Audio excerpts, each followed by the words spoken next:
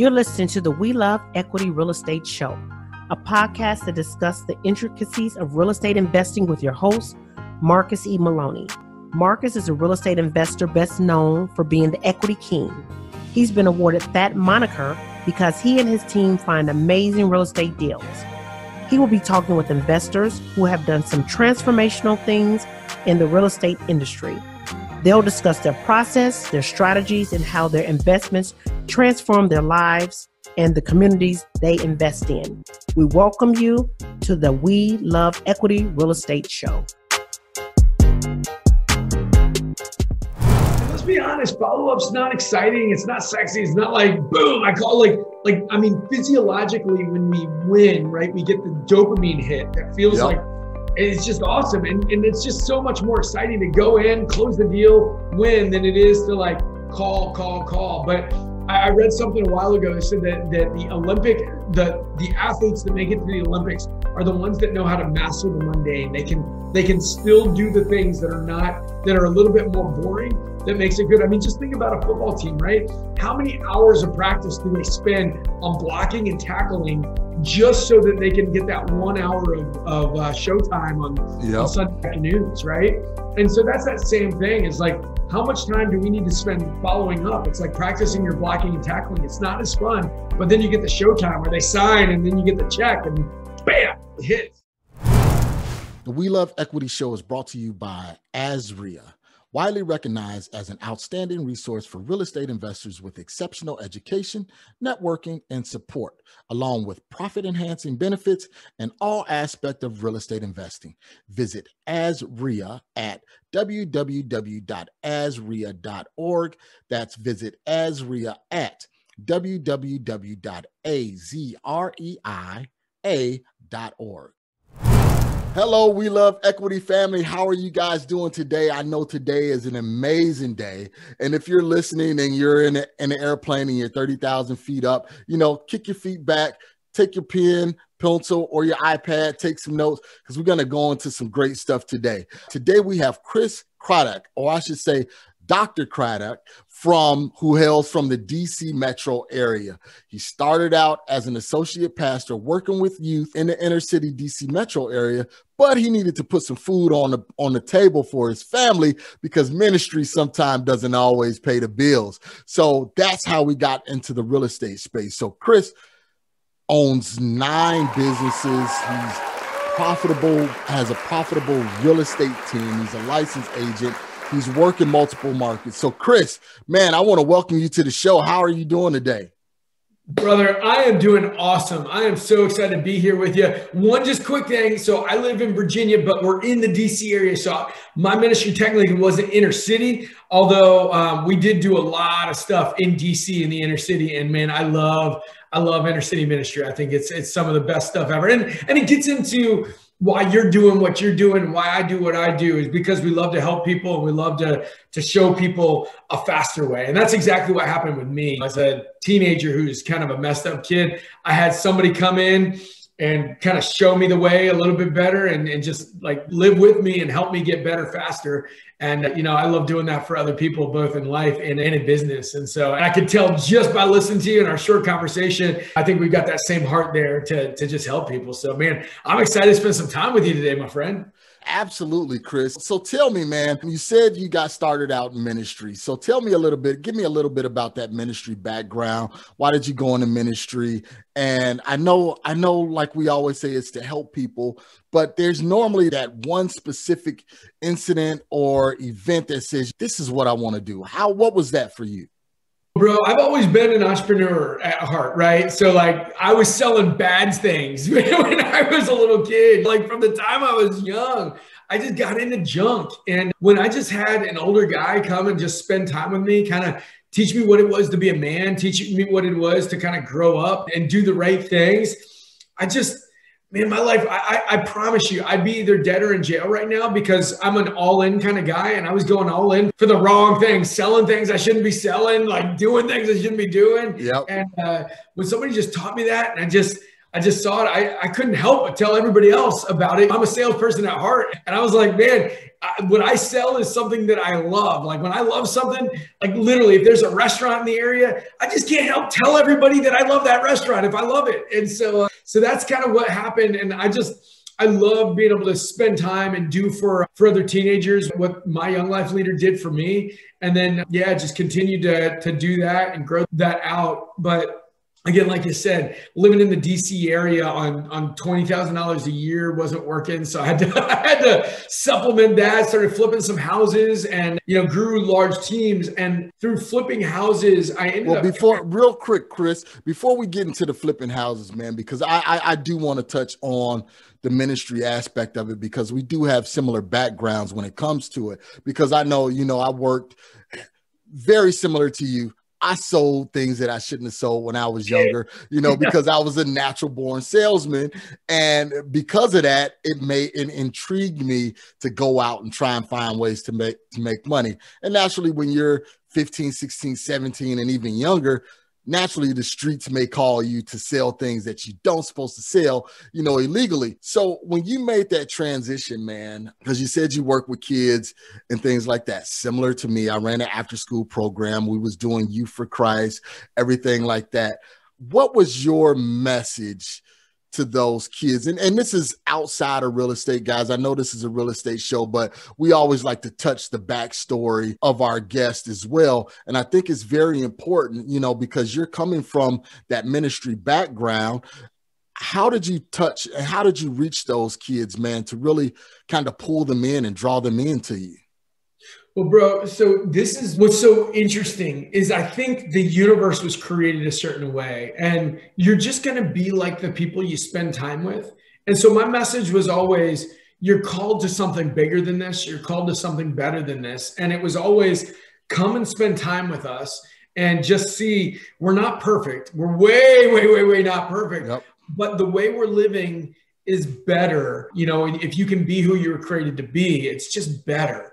And so people would come spend time and they taste and see that it was good, that it was good. And so it's just interesting because it's just the message, even in real estate, like the whole thing is the message. Like there's a better way. Let me show you the better way. And this is what's worked for me. And it goes back again, not to get too far in the weeds on it, but that's it. Like all I can do is say, I know I was blind, but now I see, kind of a thing. Like this is where I was, and this is what it's done for me. And let me just show you there's a better way. And so that was the way that, as far as ministry goes, and even in real estate, like as we're bringing people in, people on my team, people that we're helping, all the other stuff, just saying, hey, this is how we found a path to give us freedom and massive wealth really quickly. And it's just really interesting because I just enjoy helping people. Like it's just been what I've loved to do. And it's been fun for me. And I'll tell you, the last thing I'll say on this front is like when I got a call from it was a young couple, out in the Midwest. And when we started talking and I kind of helped them learn how to do what we're doing here, they ended up calling me because the husband was an investor, the wife was an agent. So at the beginning, they're like, your program's probably not right for us. And we started talking through it. Yep. And then when they called me 75 days into the program, 2 months and a half into the program. And they're like, Chris, we've made $90,000 since starting this program. And they're like, $90,000 is changing. It's changed our life. It's absolutely changed our life. And I started getting goosebumps because I'm like, holy crap, this is like I'm in this to change people's lives. And don't get me wrong, there's more to life than money. But I'll tell you, when you have money, it gives you the ability to have freedom. And it's just so powerful.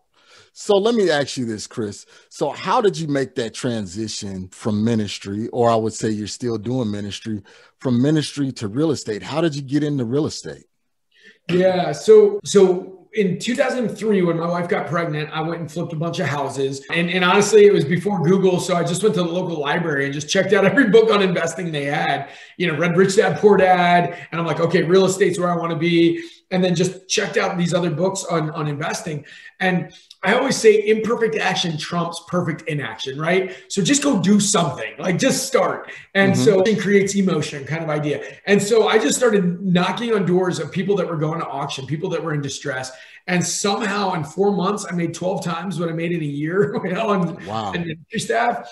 And I was able to buy the house that I live in now, keep that same payment that I did because I just put most of that money down. So I kept a similar payment, and then I kept a bunch of money in savings so that I could continue doing ministry. Well, I've got 6 kids now, which I should have figured out what caused them, so I could have stopped it earlier. No, I'm just kidding. But you know, anybody that knows what it's like to have kids, like the money just disappears fast, right? Yeah. And so the money started going away, and so I got back into flipping houses again, and the market had changed after the crash. And so it turned out I was flipping short sales. Well, I got licensed because the bank was going to pay you a commission if you flip a short sale. And I'm like, well, why pay somebody else? I mean, it's literally drawing up the paperwork. So I got licensed. Right after that happened, the bank changed their algorithm. So it's a lot harder to flip short sales now. You still can, but it's not quite the same as it used to be. And then somebody gave me, because I'd gotten a doctorate in leadership and always led large groups of people in ministry, somebody gave me Gary Keller's book, The Millionaire Real Estate Agent, and I read it and I'm like, dang, I could build a team pretty easily. And so we started in December 2014, build a retail team. And a few years later, I realized that investors tend to stay on one side of the corner and agents are on the other. And investors feel like agents don't get it, and agents feel like investors don't get it. And I'm like, man, I know both. And right. Synergy here. And so we started building this thing out. And with my first client that we built this out with, grew it to a place where, I mean, literally, he's got one of the bigger wholesaling businesses in the country, but literally he brings in over $60,000 a month in deals that they've just been throwing away in their CRM. And so that was kind of the brainchild. And then we started testing it in other markets and realizing that, no, there really is a lot of money that's being left on the table here. And that's kind of how we built what we're doing now here with REI Revive. So let's kind of go back, Chris. So you said you got started by basically door knocking. Is that correct? Okay. 100%. So you were door knocking on pre-foreclosure doors, basically. And what were you doing with those leads? Were you taking them down? Were you getting hard money? Were you wholesaling them? Because I want people to see how you went from making $20,000 a year in ministry to pivoting to making, substantially more by, doing this door knocking strategy. So what exactly was it, and what did you do to make that pivot? So it was in the early 2000s. So it was before I knew anything about wholesaling. I don't even know whether wholesaling was a thing then. I got to get to know my history better for wholesaling, but I hadn't heard about wholesaling until probably about 10 years ago. And so, but before the crash, I could get a commercial loan with 5% down. And so here in my market, the first one that I found, I still remember it. Like the guy said he'd sell it for $218,000. And so I was, okay, 5% down on $218,000. I didn't have the money to do it all myself. So I started borrowing money. I just borrowed money from friends. Also, I mean, here's another little thing. I did have a little bit of money in the account because when I was in college, I worked for a landscaping business that I ended up buying and kind of quasi-flipped when I graduated college. So I had a little bit of money, but not a lot. And then I borrowed some money and then also got a business partner to do the deal with me, who was a real estate agent. And so, so we were able to get that 5%. And the crazy thing was, it was almost like a whole tale because the market was really hot then, like it is now. Right. And so we literally bought it. And right as I bought it, somebody came up to us and was like, we'd like to buy this from you. Ended up, we had taken it down, but ended up selling it for like $265. So we had some of our transaction fees, but we made really good money from $218 to $265. And then from there, we were able to take that money and not have to borrow more and then roll it into the next one and then roll it into the next one. And then, it was crazy because, I mean, there's more to it than this, but essentially as we did that, I personally took home 12% what I made in a year in those 4 months. But then, I was like, through a number of circumstances, I just continued to do ministry stuff, had the money I needed, and we were good to go and just kept running into ministry. Well, that's one of the things that I tell people is, like you said, how did you put it? The perfect In action? Imperfect action trumps perfect inaction. There you go. So I tell people, just get out there and get started. If you make those mistakes, you make those mistakes and you're going to learn from those mistakes. Just like you did. You say, you know what, I'm just going to get out here and I'm just going to door knock and see what happens. I'm gonna put the pieces to the puzzle together. I didn't have a business partner, went out and found that. I didn't know, what doors to knock on. I went out and found that. I didn't have the money, went out and found that. And then just from you taking those steps, you cleared, $40,000, $50,000 just on that one deal. And from there, it launched where you are today. So guys, you're listening to Chris' story. Don't look at, well, Chris started with the landscaping business. He flipped that and made money, blah, blah, blah, blah, blah. But as you can hear from his story, he didn't have much to start with. You have to take the little bit that you have, start with that. Because if you're not a good steward of that little bit, you're not going to get more, because the universe and God can't trust you with more because you wasn't a good steward with that little bit. So Chris, you rolled into, you closed that first deal. One other thing, so many friends that tell me why they can't do things. And I heard this phrase a while ago that I thought was just so important, because like, it's just, some people are in a place where they have enough, like somebody will just write them a check and they can do it. And other people, they don't have that. But the reality is, the dream is still true for every single person, whether you had the money to begin with or you don't. And I heard this phrase, and I was teaching this morning, and I used it a bunch, and I love it. You never fail from lack of resources. You only fail from lack of resourcefulness, right? If you don't have the resources, you've got to be resourceful enough to go find them. And if you find them, they're out there somewhere. And if you find a great deal, you will find somebody that will have the money for you, right? You just got to go be resourceful enough to find that deal. Even if you don't have the money, I'd be willing to bet you if you found a deal worth $600,000 and people would be willing to sell it for 200, you could probably call Marcus and he'll say, I got the money for you, because I'll tell you, I would too. Let's do it. So find the deals, be resourceful, and you'll find people that will partner with you. It's not the lack of resources, it's the lack of resourcefulness. Okay. So just from hearing that, is it safe to assume, Chris, that your beginning motto is get out there and trying to find a deal? Go out there and try and find a good deal, and then everything else will tend to come into play. Absolutely. I mean, I think just movement forward, right? You got to move forward. I love wakeboarding. And so, but if you sit there in the boat and it's not moving forward, I can turn the wheel all I want and that boat's not moving, right? So you got to move forward to get the boat moving. And one last thing, just to give an example of this, Marcus, are you an iPhone guy or a Android guy? I'm an iPhone guy. All right, so I got this iPhone. Now it's a couple years old. It's like the 10X Max, right? I know that I could sell it on the market, I think for like $600. So if I were to say to you, it's essentially, there's nothing wrong with it, I will sell this to you for $100. Would you buy that for me from $100? Absolutely. Yeah. And that's the whole thing right here. It's because you know that you could tomorrow, I send it to your house. You've got a phone. You don't need another one, but you could put it on eBay or you could put it on Amazon tomorrow, sell it for $400, $500, $600, essentially wholesale my phone, right? Yep. And you'd make a bunch of money on it. And that's the same thing. Like I could sell this anywhere for $100. I could sell it anywhere. And that's the same thing with like properties is if you can find the deal, you'll find buyers. Like people are willing to spend the money. If you just got to find the deal. Like, and the reality is buyers right now have more dollars than they have cents. So you find the deal, the people will show up. That's absolutely true, Chris. And I was telling someone that I was working with, and they were so hell-bent on building the buyers list. And I said, look, focus on the deal. Let's get out here. Let's find a deal.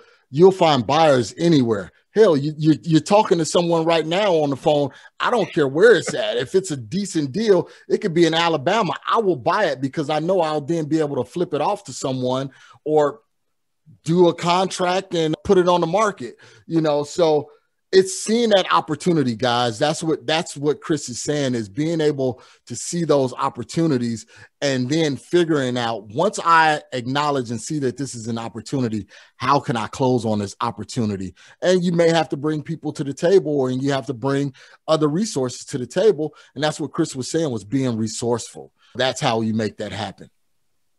So Chris, tell me about, because a lot of people always talk about being an agent. Should you be an agent and be an investor, or should you be either or? Give me your philosophy. I know you're an agent and I know you're an investor. So I believe I know where you're headed, but give us that philosophy on if it's a benefit to be an agent or getting your license while you're doing deals. Yeah. So here's what I would say. Success leaves clues, right? That's one of the axioms that I just believe in life. And I work with, I'm good friends with some of the biggest wholesalers and some of the biggest flippers in the world, right? Like those are people that I'm buds with.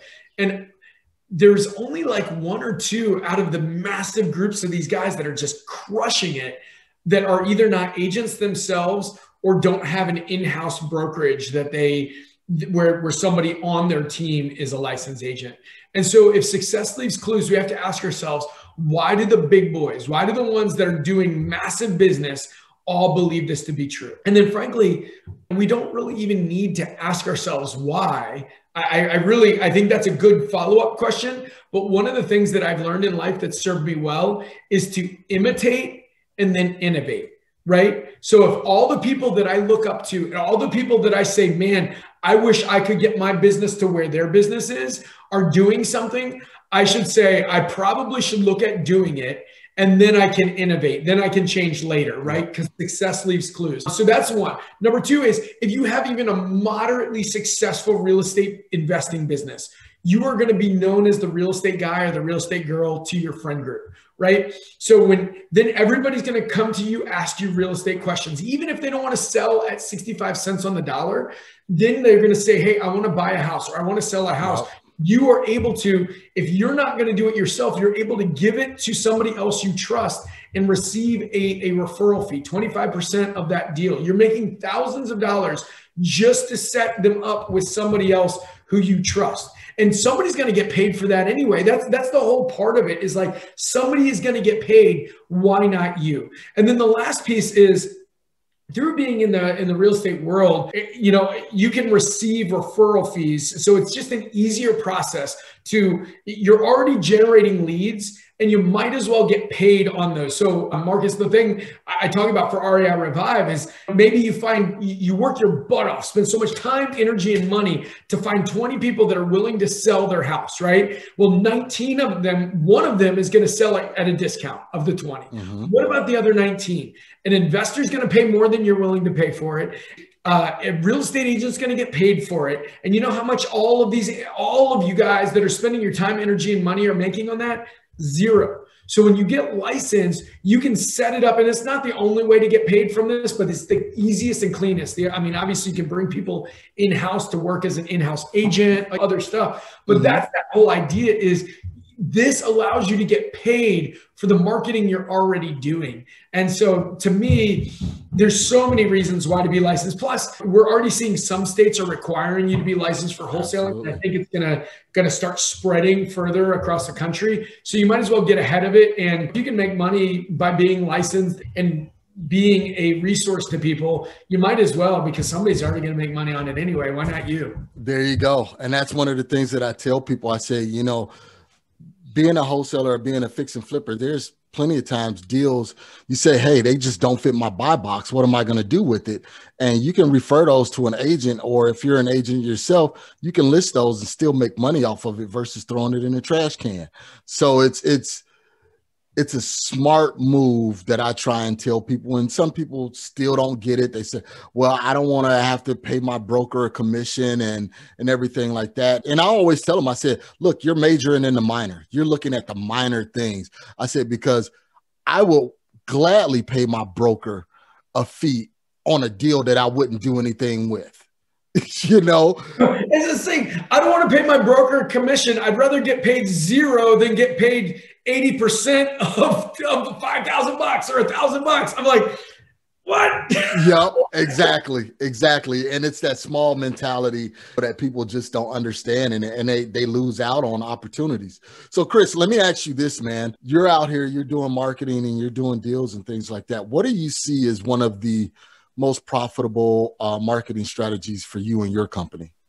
Well, I'll tell you, there's a couple things. To me, it gets back to the REI Revive piece because, bro, like I see brand new wholesalers that are able to bring in anywhere from $5,000 to $10,000 a month, literally making more money by referring out people that want to sell at a retail price than they are on their wholesaling business. I see, like I said, there's one group, one client we have that literally makes over $60,000 a month, literally $750,000 coming in from this model for deals that they've already paid for. So what I see is this, like people are bringing in leads, right?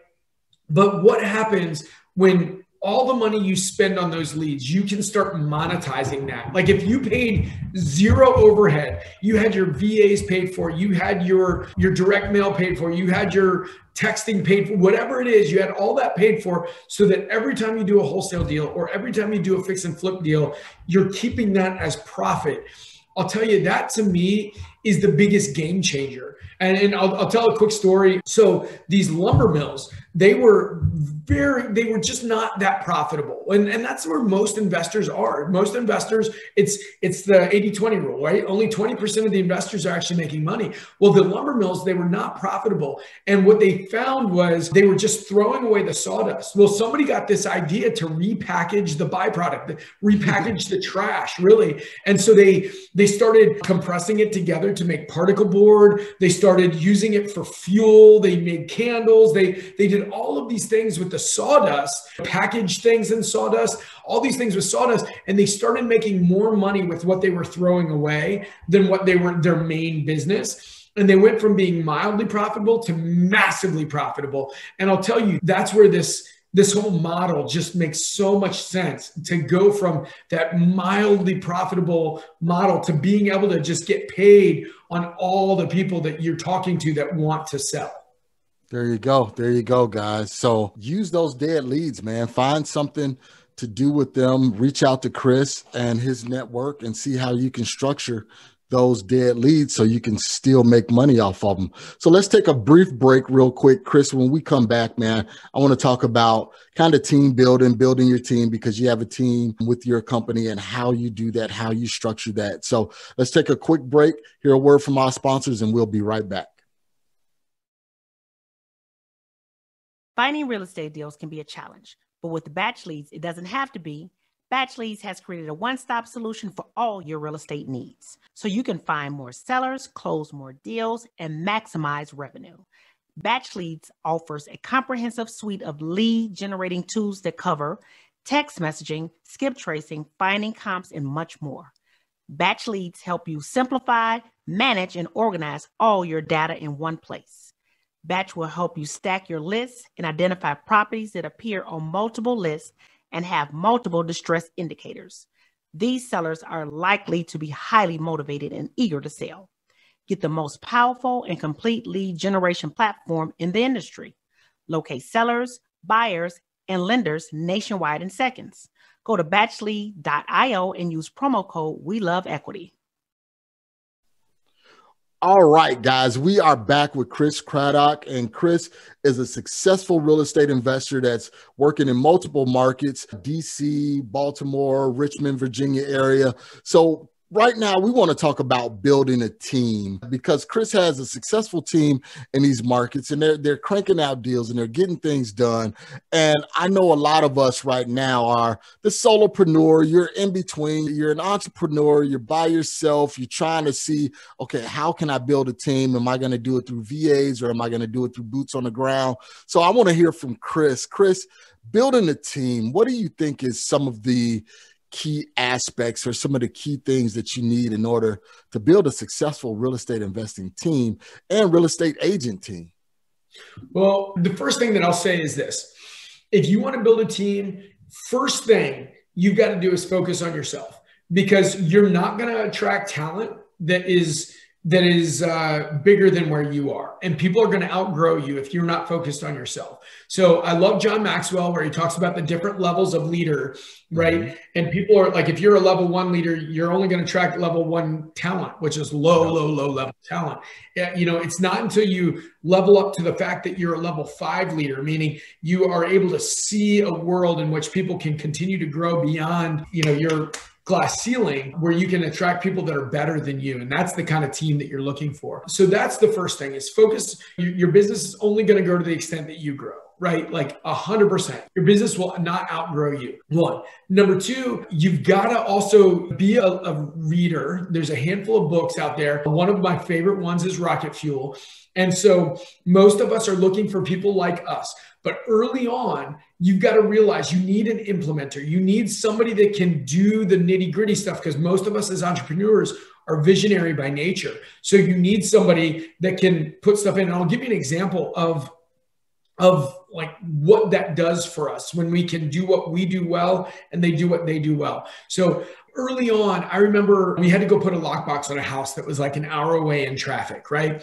And so I asked my business partner to go do it. And he was like, it's not worth my time. And I was like really annoyed by him, because I came from ministry, right? I made so little money per hour. I was thinking like, I'm like, what, you think you're too good for that? And he's like, no, it's not worth my time. But what I learned was that hour there and that hour back, that's 2 hours. What happens when he or I spent 2 hours on the phone? And so when you start realizing your dollar per hour is, now I know where my dollar per hour is, right? Like, so if you realize that your dollar per hour is, let's say it's $100 an hour, let's say it's $500 an hour. If you make 100,000, your dollar per hour is $50 an hour, right? So whatever your number is, if you can hire somebody for less than that dollar per hour, then you can spend time in your genius zone and you let other people do that stuff. And then the last thing I'll say about this is, if you're like me, I hate paperwork. I hate admin work. I like the idea of it. I will literally go and do something I absolutely abhor rather than actually do that work. So I will waste my time. So if you get somebody that just is naturally organized, naturally their underwear drawer is color coded, right? Like you get somebody like that they can do that. You can pay them for their time and you can spend your time in your genius zone. Immediately, you're going to double and triple the amount of money that you make in your business. And I think that's the first way to start to grow a team. Okay. And there was some key things that you were spot on right there, Chris. And especially as entrepreneurs, in the beginning, we think we have to do everything. If we're not moving, we're not being productive. That's just the mindset of most entrepreneurs is, I have to do this, I have to do that. But when you sit back and you analyze what you did that day, and it's like, I spent 8 hours, 10 hours, and I really didn't get anything accomplished, when you could have spent $30 that day or $100 that day and paid somebody to do that. And you could have been in your genius zone for, those 10, 12 hours doing something that's really, really moving the needle. And then again, John Maxwell, excellent, on leadership. So definitely understand that, man. So when you got to that point where you were ready to build your team, Chris, what was one of the main things that you were looking for outside of yourself? Because a lot of people, they think that they want to partner and find people that's exactly like them, when in actuality, they need to find the opposite. So what was it that you needed to find for your team day one? So the first thing you need is somebody that can do your administrative work, because you need to be working on, they call it the rainmaker, right? You need to make it rain, right? Like that is your job, is to find deals. And anytime you're not doing stuff that's outside of finding deals, you're outside of your genius zone. That needs to be where you are. So, and it starts off like this: you're finding deals while you're trading your time for dollars, right? Like you're making the phone calls, you're doing all that. Well, then your business earns the right to hire somebody else to step in, right? You then earn the right I believe in leading with revenue, right? I don't want to go into debt on stuff. I want to lead revenue. So I work hard so that I can understand it. I made the calls first. I knocked on the doors first.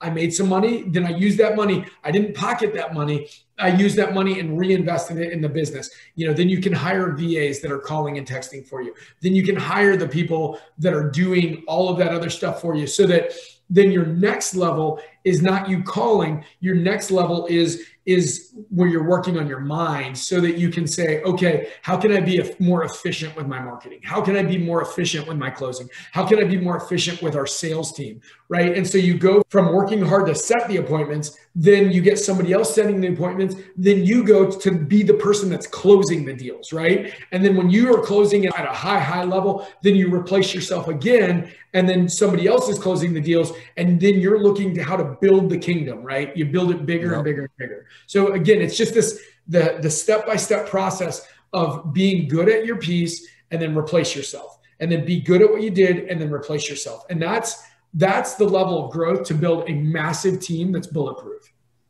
Perfect. So you're doing this in multiple markets, Chris. What are some of the resources that you're using to keep track of your team? Who's doing what they're supposed to be doing, deliverables? Is there a platform you're using, or CRM? What is it that you're using in order to keep everybody on the same page? Yeah. So the CRM we are using is based out of our retail team, Boomtown, that I really like. Okay. And so we have a VA that goes through and checks and makes sure that no to-dos are left over time. Like literally whatever, there's the old joke, what's the best CRM? And they say the one that you use, right? Yeah. So but the reality is every CRM, there should be a to-do next to every single person in the CRM, as long as they are alive and as long as they haven't sold their house, right? And even if they're dead, you do the probate, Yeah, yep.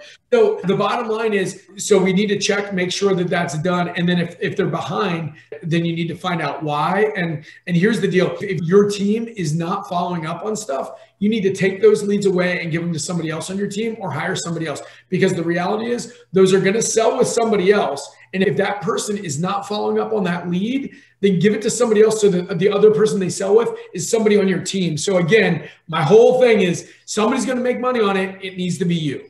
That's true. Absolutely. And that was one of the things that I went through, Chris, honestly, is having people not doing the follow-ups and not following up on their leads and things like that. And I just had to shut them out. Said, hey, you know what?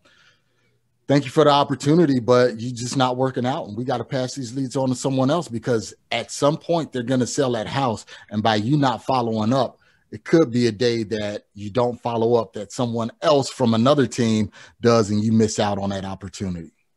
And let's be honest, follow-up's not exciting. It's not sexy. It's not like, boom, I call physiologically, when we win, right, we get the dopamine hit that feels like it's just awesome. And it's just so much more exciting to go in, close the deal, win, than it is to like call. But I read something a while ago that said that the athletes that make it to the Olympics are the ones that know how to master the mundane. They can still do the things that are a little bit more boring, that makes it good. just think about a football team, right? How many hours of practice do they spend on blocking and tackling just so that they can get that 1 hour of showtime on Sunday afternoons, right?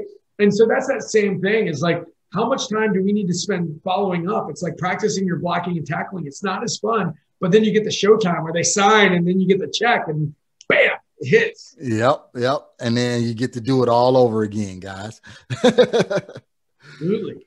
So Chris, let's kind of pivot here, man, and tell us about, because you're successful, your team is successful. Tell us about this REI Revive for those who, because I know even in our CRM, we have thousands of leads that we're following up on, and some just get lost in translation. So what's REI Revive, and how are you guys using that to help investors kind of revive those leads?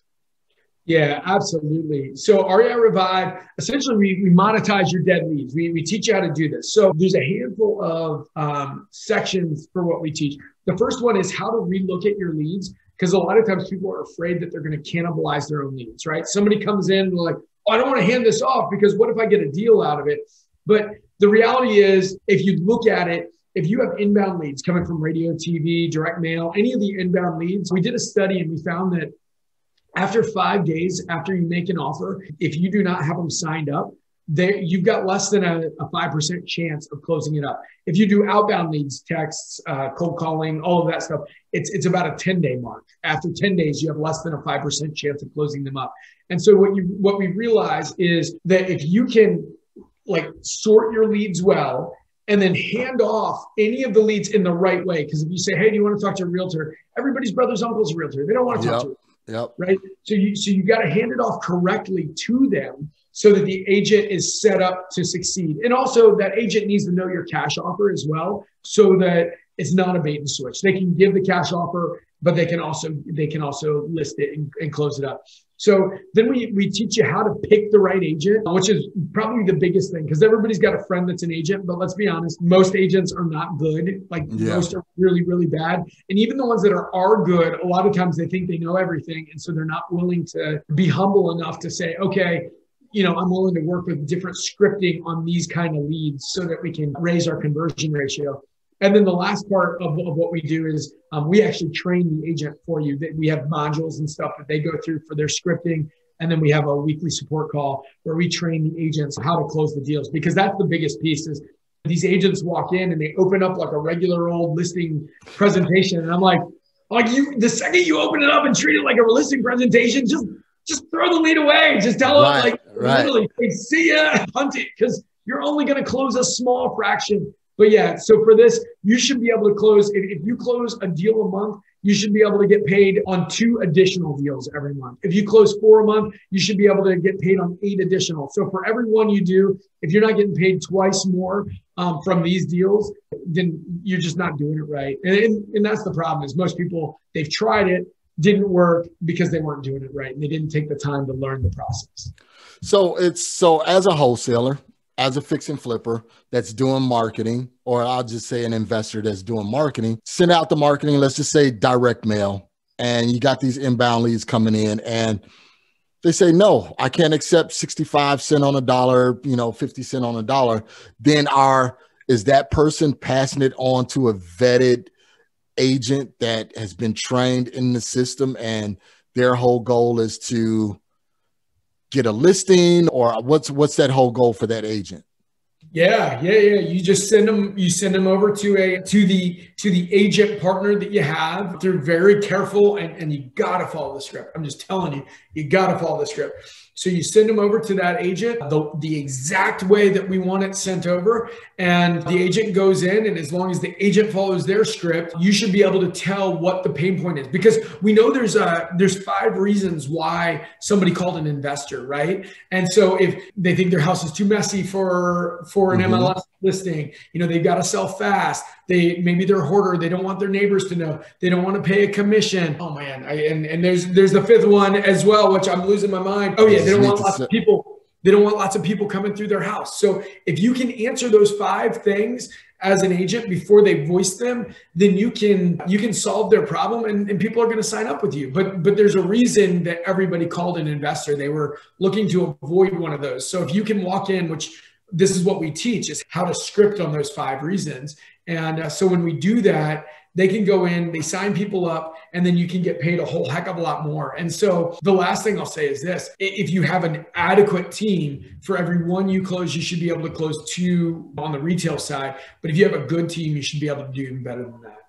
Okay. Sounds good. So Chris, where can we go if we're interested in learning how to work with agents and how to convert some of these dead leads or stale leads that we have in our CRM? Where should we go? How can we contact you? How can we reach out to you in order to make that happen? Yeah. So you can go to wholesalinginc.com/revive, REVIVE. Okay.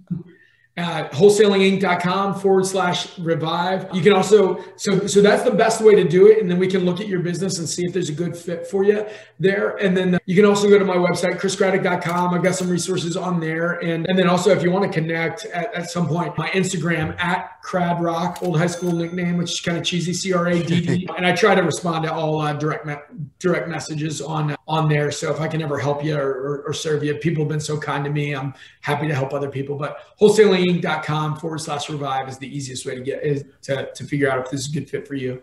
Okay, perfect.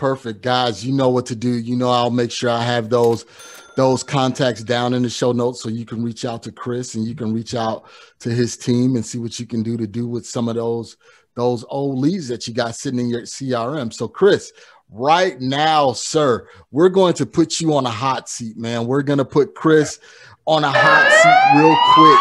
So Chris, starting over, what would you do differently?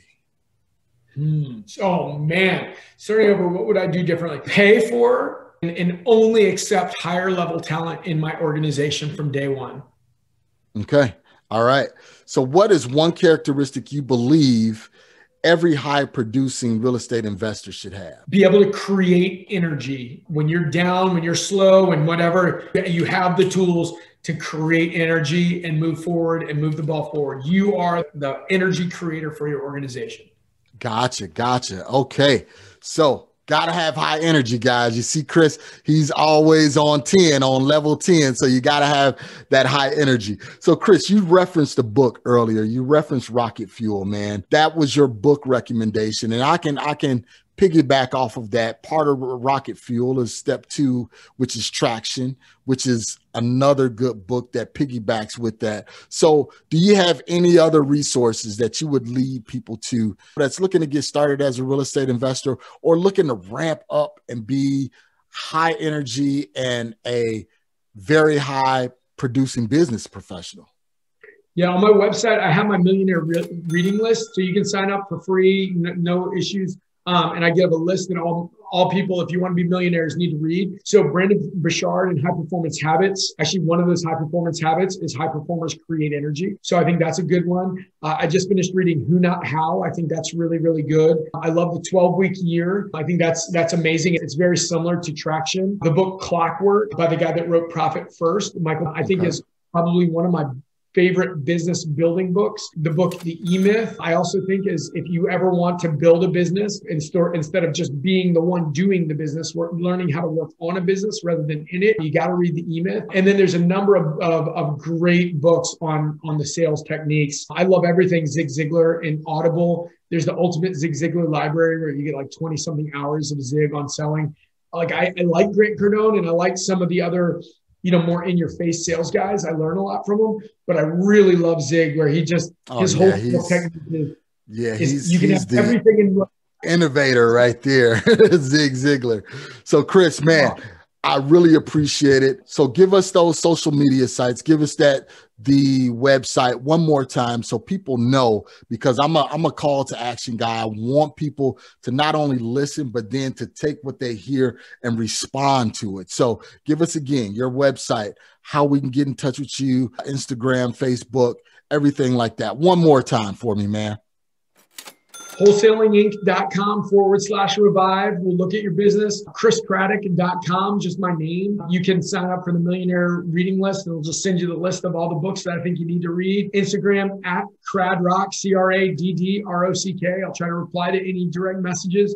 And, I also have a business page, Chris Craddock business page on Facebook. All right. So you guys know what to do.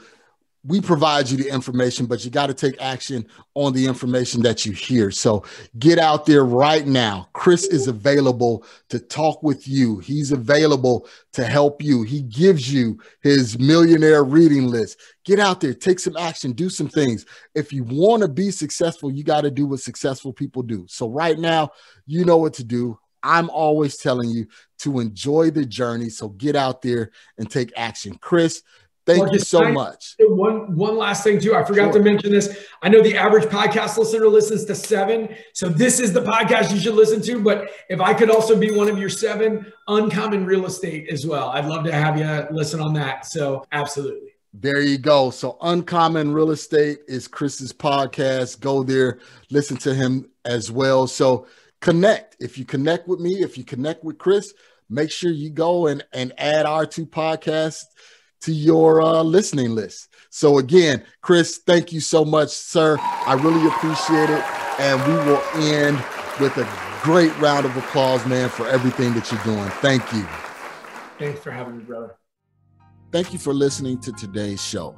I picked up some great actionable items, and I'm sure you did as well. If so, let me know.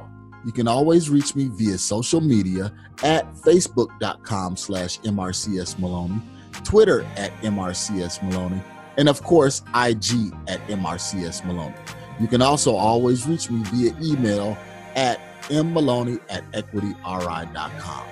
Make sure you reach out to our guests as well. You can always find their contact information in the show notes below. If you have not subscribed already, what are you waiting for? Join the family. And while you're at it, leave us a 5-star review. This is how we tell if we're providing you with what you need for your journey. If there's someone you would like for me to interview, or if there's a subject matter you would like for me to cover, please let me know. Finally, if you're looking for additional information about real estate investing, go to equityrealestateblog.com. Also, youtube.com/Marcus Maloney. Until next time, family, always enjoy the journey.